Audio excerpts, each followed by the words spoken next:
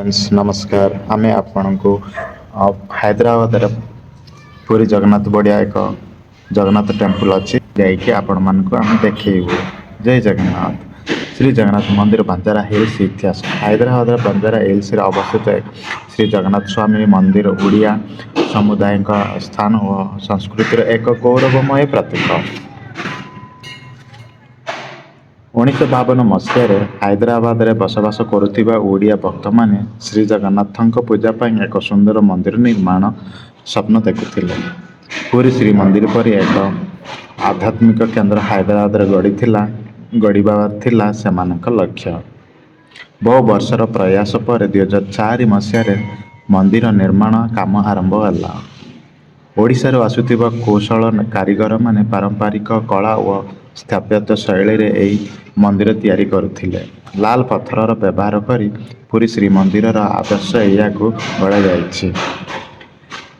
प्रतिष्ठा मार्च 2009 मसीह श्री जगन्नाथ बलभद्र और माँ सुभद्रा मूर्ति प्रतिष्ठा सहित मंदिर साधारण भक्त मानक पई खोला जाइथिला।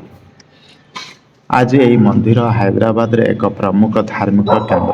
प्रति वर्ष रथयात्रा स्नान यात्रा और नवकलवेर संबंधी उत्सव जन्माष्टमी इत्यादि भव्य भाव पालन करा जाए।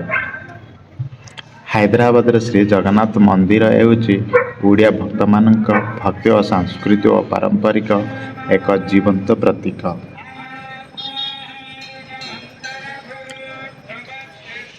रथयात्रार इतिहास रथयात्रा हेउची श्री जगन्नाथ सर्वश्रेष्ठ और प्राचीन उत्सव। पुरी श्री मंदिर परंपरा को अनुसरण करी हैदराबाद जगन्नाथ मंदिर मध्य रथयात्रा 2009 मसीह आरंभ होईछि। एही दिन श्री जगन्नाथ बलभद्र और माँ सुभद्रा मंदिर छाड़ी भक्त मानक मध्य जाती। यार अर्थ भगवान समस्त पाखक स्वयं जाती, जाति धर्म भेद छाड़ी। पूरी परंपरा अनुसार तीनोटी रथ व्यवहार करा जाए। हजार हजार ओडिया और अन्य राज्यर भक्त जोग दियंती।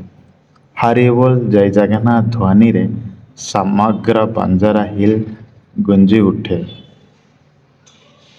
हैदराबाद श्री जगन्नाथ मंदिर रथयात्रा ओडिया संस्कृति को दक्षिण भारत में जीवंत रखी।